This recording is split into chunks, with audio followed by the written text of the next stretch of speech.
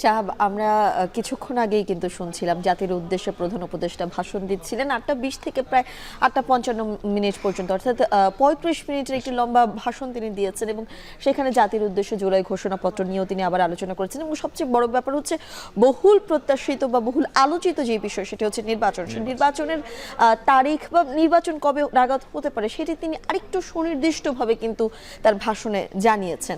এবং এর পক্ষে বিপক্ষে কিন্তু নানা মত চলে আসবে বিভিন্ন রাজনৈতিক দলের। এই বিষয়ে আলোচনা করার জন্য মিম আজকে আমাদের সাথে আছেন ঢাকা বিশ্ববিদ্যালয়ের অধ্যাপক শামীম রেজা। স্বাগত আপনাকে এই আয়োজনে। প্রথমে আপনার কাছে যেতে চাই, সেটা হচ্ছে যে বহুল প্রত্যাশিত নির্বাচনের আরও সুনির্দিষ্ট করে সময় ঘোষণা দিলেন আমাদের প্রধান উপদেষ্টা। তো এটা নিয়ে আসলে রাজনীতিতে কেমন প্রভাব পড়তে পারে বলে আপনি মনে করছেন? আজকে বড় দুটো আলোচনা, একটা হলো জুলাইয়ের ঘোষণাপত্র, সেটা নিয়ে তো একটা আলোচনা, আর আমাদের প্রধান উপদেষ্টার জাতির উদ্দেশ্যে ভাষণ। আপনি যেভাবে শুরুতেই বলছিলেন যে তার মধ্যে সবচেয়ে গুরুত্বপূর্ণ চুম্বক অংশ হলো নির্বাচন সম্পর্কিত আলোচনা। আমি যদি খুব দ্রুত একটু বলি, আমি যেভাবে একটু টোকা নিয়েছিলাম আর বক্তৃতার সময়, উনি আগের স্বৈরাচারী বা ফ্যাসিস্ট ব্যবস্থা যাতে আর না ফিরতে পারে সেই জন্য প্রয়োজনীয় ব্যবস্থা নেওয়ার কথা বলেছেন। বিচার প্রক্রিয়া অব্যাহত থাকবে, অর্থাৎ যারা যুক্ত ছিলেন এই হত্যাকাণ্ডের বা নির্দেশদাতা, এরপর নির্বাচিত সরকারের কাছে দায়িত্ব হস্তান্তর তার এই সময়কালের শেষ পর্ব বলে, অর্থাৎ তার যে শাসনামল ছিল সেটাকে তিনি অভিহিত করছেন। নির্বাচনের জন্য তিনি মানসিক প্রস্তুতি এবং প্রাতিষ্ঠানিক আয়োজন এই দুটোর কথা বলেছেন। প্রবাসী, অভিবাসী, নারী ভোটার, রেমিটেন্স আর্নার তারা যাতে ভোটার তালিকা অন্তর্ভুক্ত হতে পারেন তার উপরে বিশেষ জোর দিয়েছেন, বিশেষ করে প্রথমবারের মতো যারা ভোটদানে সক্ষম হবেন। তিনি ভিসা জটিলতা নিয়ে একটা আলোচনা আছে জানেন, সেটা নিয়ে কথা বলেছেন। একাধিক দেশের কথা বলেছেন, দক্ষিণ কোরিয়া, সার্বিয়া, ওমান, সংযুক্ত আরব আমিরাত, মালয়েশিয়া, জাপান, যে সেখানে কি কি আমাদের কর্মবাজারের সুযোগ আছে, ভিসা সংক্রান্ত জটিলতাগুলো। মুদ্রাস্ফীতির কথা বলেছেন, বৈদেশিক আয়ের কথা বলেছেন, রিজার্ভের কথা বলছেন, বস্ত্র খাতে বিদেশি বিনিয়োগের কথা বলেছেন। এর বাইরে তিনি প্রাথমিক বিদ্যালয়ের শিক্ষা কাঠামো, ভৌত অবকাঠামো নিয়ে দীর্ঘ আলোচনা করেছেন। শিক্ষকদের বেতন কাঠামোর প্রসঙ্গ তুলেছেন। জুলাই যোদ্ধাদের কিছু সুবিধা দেওয়া, চিকিৎসা ইত্যাদি নিয়ে কথা বলেছেন। এবং গণমাধ্যম সম্পর্কে কিন্তু দীর্ঘ আলোচনা করেছেন। সাংবাদিক সুরক্ষা, যেসব আইনগুলো মুক্ত সাংবাদিকতার কথা প্রতিবন্ধকতা, বিশেষ করে ডিএসএ, পরবর্তীতে যেটা সিএসএ, এটা বাতিল প্রসঙ্গে নিবর্তনমূলক বিধিগুলো সরকার সরিয়েছে, এরকম 9টার কথা বলেছেন। আইনি হয়রানি ইত্যাদি ইত্যাদি। তার মধ্যে আমার মনে হয় যে সবচেয়ে বেশি সম্ভবত আগামীকাল আলোচনা হবে 26 ফেব্রুয়ারিতে যে এটা বেশ দীর্ঘ বক্তৃতা ছিল এবং এই সম্ভবত 1 বছর পূর্তি, যেহেতু জুলাই গণ অভ্যুত্থানের, প্রায় সকল বিষয় উনি স্পর্শ করতে চেয়েছেন, বলতে চেয়েছেন।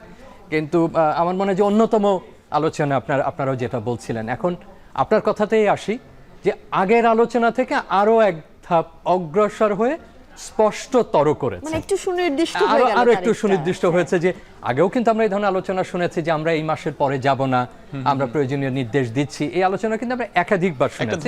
হ্যাঁ, এবং সেখানে রাজনৈতিক অঙ্গনে যে একেবারে পূর্ণাঙ্গ স্বস্তি এসেছে, প্রত্যেকে একদম বলছেন না ঠিক আছে অত তারিখে, এমন পরিবেশ তৈরি হয়নি। তো আজকে মনে হয়েছে বক্তব্যে যে আর এক ধাপ উনি এগিয়ে একটা স্পষ্টতর করলেন যে আমি নির্দেশ দিচ্ছি, এটাই আমার শেষ অধ্যায়। এর মানে কি আসলে বাংলাদেশ এই যে নির্বাচনী ট্রেনে উঠে গেল? আপনার কাছে আসলে কি মনে হয়? দুইভাবে উত্তর দেওয়া যায়। এটা যদি আপনি একটা দার্শনিক উত্তর চান তাহলে বলা যায় যে এই বক্তব্য কিন্তু আগেও আমরা শুনেছি যে এই সরকারের সর্বশেষ কাজ হবে নির্বাচন আয়োজন করা, একটা রাজনৈতিক সরকারের কাছে ক্ষমতা হস্তান্তর করা, ফেব্রুয়ারি মাসের বেশি যাব না। এবং আমাদের বড় একটি রাজনৈতিক দলের সঙ্গে একটা আলোচনাই হয়েছে, যদি আমি লন্ডন বৈঠকের কথা বলি, যে আমরা রমজানের আগে ফেব্রুয়ারির মধ্যে এটা শেষ করতে পারি কিনা। যদিও সেই দলটি এর আগে বারবার ডিসেম্বরের কথা বলেছিল, কিন্তু তারপরেও তার একটা মধ্যবর্তী অবস্থানে এসেছেন। সুতরাং আজকে যে একেবারে সুনির্দিষ্ট দিন তারিখ পাওয়া গেল এমন না, সেটা তো একটা তফসিলের বিষয়। সেটা তবে এইটুকু অন্তত জানা গেল যে রমজানের আগে ফেব্রুয়ারি মাসে, ধরে নি মধ্যভাগে। এবং প্রস্তুতি, উনি একটা কথা বলেছেন যে প্রাতিষ্ঠানিক যে সমস্ত আয়োজন সেগুলো, তার মানে নির্বাচন কমিশনকে প্রয়োজনীয় নির্দেশনা দেওয়া, তারা তফসিল ঘোষণা করবেন। তো আপনারা যে কথা বলছিলেন আমিও তার সঙ্গে একমত যে একটা স্পষ্টতর আর একটু ধারণা পাওয়া গেল, আশ্বাস পাওয়া গেল, আভাস পাওয়া গেল। এবং একটা তো আমাদের অনিশ্চয়তা তৈরি হচ্ছিল, সেটা থেকে একটা শঙ্কার সম্ভাবনা থাকে, সেইটা হয়তো নিরসনের উনি আরও একটা প্রয়াস নিলেন যে না, আপনাদের সন্দেহের কোনো কারণ নেই। আমি ব্যক্তিগতভাবে সাধুবাদ জানাই যে তার বক্তৃতায় যে আরও একটা স্বস্তির আভাস পাওয়া গেল। সেটা আমার মনে হয় যে রাজনৈতিক অঙ্গনেও নিশ্চয়ই এটা নিয়ে আলোচনা হবে এবং স্বস্তির আলোচনাটাই বেশি হবে। আরেকটা বিষয় একটু জানতে চাই, যেহেতু হাতে আর কয়েক মাস এখনো রয়েছে, যদি আমি সেই তারিখটাই বা ফেব্রুয়ারি মাসটাকেই কেন্দ্র করে বলি, এখনো হাতে কয়েক মাস রয়েছে, এই এক বছরে অন্তর্বর্তী সরকার কতটুকু সংস্কার করতে পেরেছে সেটি নিয়ে বিভিন্ন রকমের আলোচনা হয়েছে, সমালোচনা হয়েছে। আজকে ভাষণে প্রধান উপদেষ্টা যে ধরনের কথা বললেন, যে সংস্কার করতে হবে, যে জায়গাগুলোর কথা তিনি তুলে ধরছিলেন, সেগুলো কি আসলে হাতে থাকা কয়েক মাসে সম্ভব হবে? আমি এক্ষেত্রে একটু সমালোচনাত্মক বক্তব্য দেব। উনি দীর্ঘ তালিকা দিয়েছেন, আমি বক্তৃতার যে আগেই বলেছি যে টোকা নিয়েছে, এর বাইরেও আরো অনেক কথা বলেছেন, আমি চুম্বক অংশগুলো ধরার চেষ্টা করেছি। কিন্তু আপনি যে প্রশ্ন তুললেন যে ঠিক আছে আমি ধরে নিই একটা নির্দিষ্ট সময়ের মধ্যে তফসিল হবে, আপনি জানেন তফসিল ঘোষণার পর অনেকগুলো পর্ব আছে, সেই কাজ তার জন্য একটা সময়ের প্রয়োজন হয়, তারপরে তো আমরা চূড়ান্ত পর্যায়ে যাই। কিন্তু আপনি যে প্রশ্ন তুলেছেন যে সংস্কারগুলো বাস্তবায়ন হবার কথা সেটার কি হবে, বড় যেগুলো সংবিধান সংক্রান্ত বা সংবিধানের যে আলোচনাগুলো আমরা হচ্ছে, যেটা জুলাই সনদে স্থান পাবে বলে আমরা ধারণা করছি, সেটা তো আর আগামী কয়েক মাসে সম্ভব না। কারণ সেটা যদি সম্ভব করতে হয় তাহলে আমাদেরকে অন্য প্রক্রিয়ায় যেতে হবে। তাহলে এই নির্বাচন সংসদ নির্বাচন না হয়ে আমাদের সে পুরের আলোচনা গণপরিষদের নির্বাচন, সেটার ব্যাপারে আমরা সবাই একমত এই মুহূর্তে রাজনৈতিক দলগুলো নন। আমরা ধরে নিচ্ছি একটা জাতীয় সাধারণ নির্বাচনের দিকে আমরা এগোচ্ছি।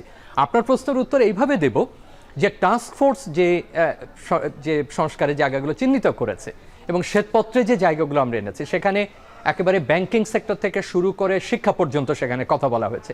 আমরা ধরে নিই 100 বা 140টা 50টা যেটাই হোক, আমি যদি সাধারণ একটা হিসাব বলি, যেখানে রাজনৈতিক দলের মধ্যে কোনো দ্বিমত নাই, মানে বড় আকারের কোনো দ্বিমত নাই, এবং পদ্ধতিগতভাবে নিয়মতান্ত্রিকভাবে এই সরকার তার নির্বাহী আদেশে বা এখনো রাষ্ট্রপতি আছেন, তার যে আদেশ দেওয়ার ক্ষমতা আছে, করা যায়। সেখানে কিন্তু ততগতি, এটা বারবার বলা হচ্ছে যে সেগুলো কেন দেরি হচ্ছে, সেগুলো পূর্ণ বাস্তবায়ন কেন আমরা করতে পারছি না। শামীম রেজা, একটু ছোট করে জানতে চাই, শুরুতে আপনি সাম আপ করছিলেন, তবে প্রধান উপদেষ্টা যে ভাষণটা দিলেন সেই ভাষণের বিষয়ে আপনি একটু সাম আপ করবেন কিনা আমাদেরকে, যে কেমন হলো ভাষণটা? উনি এমনিতে ভালো বলেন, খুব ভালো বাংলায় সহজ করে। আমরা অন্যদের বক্তৃতার চাইতে যদি তার বক্তৃতার দিক থেকে দেখি, উনি খুব ধীর স্থির ভালো বাংলায় ছোট ছোট বাক্যে উনি বক্তব্য রাখেন। এটা ওনার দীর্ঘদিনের অভ্যাস, উনি অত্যন্ত এই ধরনের গুরুত্বপূর্ণ প্রাতিষ্ঠানিক কাজে যুক্ত ছিলেন, তার আন্তর্জাতিকভাবে বক্তৃতা দেওয়ার হাজার হাজার তার অনুশীলন রয়েছে এবং তার সেই ট্র্যাক রেকর্ড আছে। আজকের বক্তৃতা আপনি যদি ওইভাবে বলেন, অনেক বিষয় তিনি আলোকপাত করেছেন, সম্ভবত বর্ষপূর্তির কারণে এটা হয়েছে। এখন অনেক বিষয় আলোকপাত করলে হয় যে সুনির্দিষ্ট একটা জায়গা ধরাটা একটু কঠিন হয়। যেমন আপনার আমার কাছে নির্বাচনটা গুরুত্বপূর্ণ। প্রাথমিক বিদ্যালয়ের একজন যদি শিক্ষককে প্রশ্ন করেন, তাহলে হয়তো ওই স্যার বলবেন যে আমার কাছে ওইটা গুরুত্বপূর্ণ, যেহেতু কাঠামো। আপনি একজন অভিবাসী কর্মীর কাছে বলবেন যে আমার কাছে ওইটা গুরুত্বপূর্ণ। অনেকগুলো বিষয় আলোকপাত করেছেন। একদমই ছোট্ট করে আমি একটু জানতে চাই, জুলাই ঘোষণাপত্রে কিন্তু বলা হয়েছে অভ্যুত্থানের রাষ্ট্রীয় ও সাংবিধানিক স্বীকৃতি দেবে নির্বাচিত যে পরবর্তী সরকার আসবে সেই সরকার। এ নিয়ে মিশ্র প্রতিক্রিয়া ইতোমধ্যে কিন্তু বিভিন্ন রাজনৈতিক দল দেখানো শুরু করেছে, সেটা নিয়ে আপনার এই আলোচনাটা বেশ গুরুত্বপূর্ণ। সেটা এক হলো, জুলাই ঘোষণাপত্র অনেকগুলো পরিস্থিতির মধ্যে দিয়ে গেছে। আপনাকে বুঝতে হবে এটা একটা বিবর্তনের মধ্যে দিয়ে গেছে। গত বছর জনগণ আন্দোলনের পরপরই, তখন যারা আন্দোলনের অগ্রভাগে ছিলেন, তখন রাজনৈতিক দল গঠিত হয়নি নতুন, তারা চেয়েছিলেন যে অব্যবহিত পরে একটা ঘোষণা দেওয়া হোক। সেটা একভাবে থামানো হয়েছে যে এটা সরকার দেবেন।